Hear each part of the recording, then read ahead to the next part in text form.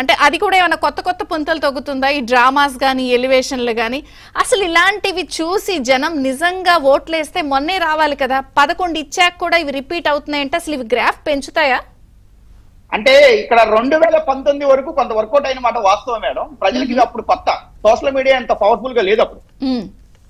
ప్రజలు ఇవన్నీ కూడా నిజమైన భ్రమలో నమ్మారు. ఇప్పుడు ఏమైపోయిందంటే చూసి చూసి చూసి జనాలకి ఒకవేళ నిజంగా జరిగినా గానీ జనాలు ఎంత డ్రామా అనే ఫీలింగ్ లో జనాలు ఉంటున్నారు. నిజమైనా కూడా నమ్మేదట్లేదు, నమ్మే పరిస్థితి లేదు. అలా జరిగిపోయింది.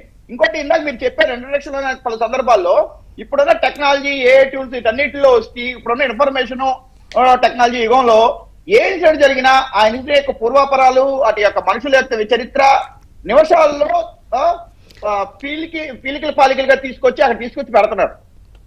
అసలు ఏ దాకా కూడా అక్కర్లేదండి. మీరు జస్ట్ గూగుల్ డ్రైవ్ లో గూగుల్ ఫొటోస్ పెడితే నవంబర్ లో ప్రతిసారి నవంబర్ లో ఉన్న ఫోటోనో డిసెంబర్ లో ఉన్న ఫోటోనో లేదా ఒకే స్టిల్ లాంటి ఉన్న ఫోటోలు అన్ని అదే క్లబ్ చేసి ఒక వీడియో చేసి మన ముందు పడేస్తుంది.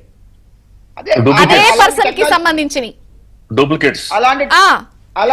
అలాంటి టెక్నాలజీ ఉన్న పరిస్థితుల్లో ఇంకా మేము సోషల్ మీడియాలోనో లేకపోతే ఇలాంటి స్కిట్స్ చేసి సినిమా ట్రిక్ చేసి మేము ప్రజలు మప్పి పెడతాం అనేది ఒట్టి మాట మేడం. అయితే ఇప్పుడు నేను ఇంకో విషయాన్ని కూడా చెప్పదలిచాను మేడం. ఒక అనలిస్ట్ జగన్మోహన్ రెడ్డి గారిని 2019 కన్నా ముందు ఆయన ఏదో చేస్తాడు, యువకుడు, సరే తండ్రి రాజకీయ జీవితాన్ని చూశారు, ఈయన కూడా ఏదో చేస్తాడు అని, సరే ప్రజలు ఈయనకు కూడా ఒక అవకాశం ఇద్దామని చెప్పి అవకాశం ఇచ్చిన మాట వాస్తవమే మేడం. 2019 ఎవ్వరికీ లేని అవకాశాన్ని 2019లో ఆయనకి ఇచ్చారు. కానీ ఆయన దాన్ని పూర్తిగా ఆయన వ్యవహార శైలి, ఆయన పరిపాలనా శైలితో దాన్ని పూర్తిగా దుర్వినియోగం చేసుకున్నారు. మామూలుగా అయితే ఆయన పరిపాలన చూసిన తర్వాత నేను క్లియర్ కట్ గా చెప్పదలిచాను మేడం. తెలుగుదేశం ప్రతినిధి కూడా ఇక్కడ ఉన్నారు కాబట్టి మొన్న జరిగిన ఎన్నికల్లో 2024 ఎన్నికల్లో ప్రజలు విస్పష్టంగా తెలుగుదేశానికో కూటమికో కావాలని గెలిపించిన ఓట్ల కన్నా కూడా ఇవన్నీ కూడా కూటమికి వచ్చిన 56% ఓట్లు కూడా 56 నుంచి 57% వచ్చినాయి. ఆ ఓట్లు ప్రతిదీ కూడా అంటే చాలా వరకు జగన్మోహన్ రెడ్డి వద్దు అనుకుని చెప్పి మెజారిటీ ప్రజలు తీసుకున్న నిర్ణయంతో వేసిన ఓట్లు మాత్రమే.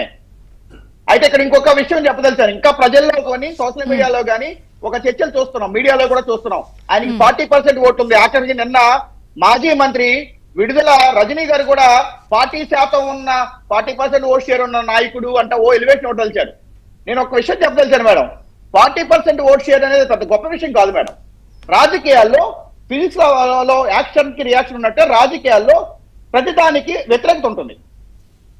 మన ఎలక్షన్ లోకి వచ్చి తీసుకుంటే కూటమికి వచ్చిన ఓట్లన్నీ జగన్మోహన్ రెడ్డికి వద్దు అనుకుని చెప్పి వేసిన ఓట్లు, అలాగే ప్రజల్లో కూడా ఇప్పుడు తెలుగుదేశం పార్టీ 40-45 ఏళ్ల చరిత్రలో ఎప్పుడు కూడా 47-40% మించి రాలేదు ఎన్టీ రామారావు గారు ఉన్నప్పుడు కూడా. అంటే మిగిలిన 52-53% మంది తెలుగుదేశం పార్టీకి వ్యతిరేకంగానే వేస్తారు. వాళ్ళకు ఆల్టర్నేటివ్ కావాలి.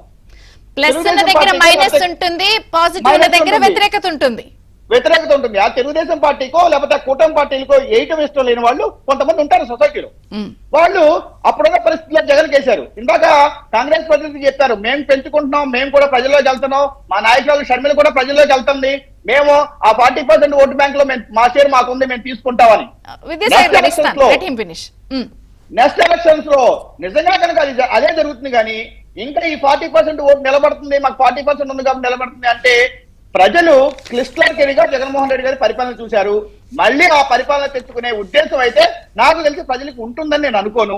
అందుకనే ఎవరైనా కానీ మాకు 40% ఓటు బ్యాంక్ ఉంది మేము అని వైసీపీ వాళ్ళనో లేకపోతే సామాన్య ప్రజలకు లేకపోతే మన మీడియాల విశ్లేషకులు కూడా ఆయనకి 40% ఉంది కాబట్టి ఆయన తక్కువగా అంచనా వేయకూడదు, మళ్ళీ ఆయన కంబ్యాక్ వస్తాడు అనుకుని విరగంగా చర్చ చేయడం అనేది నా దృష్టిలో అసంబద్ధం అనుకుంటున్నాను. నాకు తెలిసినంత వరకు నా విశ్లేషణ ప్రకారం వరకు జగన్మోహన్ రెడ్డి అనే ఆయన ఈ రాష్ట్రంలో మళ్ళీ ముఖ్యమంత్రి అవటం అనేది జరగని పని అని నేను 40% అంటే ఇలాంటి డ్రామాలు కనిపిస్తూ ఉంటే రిపీటెడ్ గా కుంభమేళా జరుగుతుంది కదా, ప్రయాగరాజులు వెళ్ళి కలిసిపోతుంది 40% కూడా వెళ్ళి.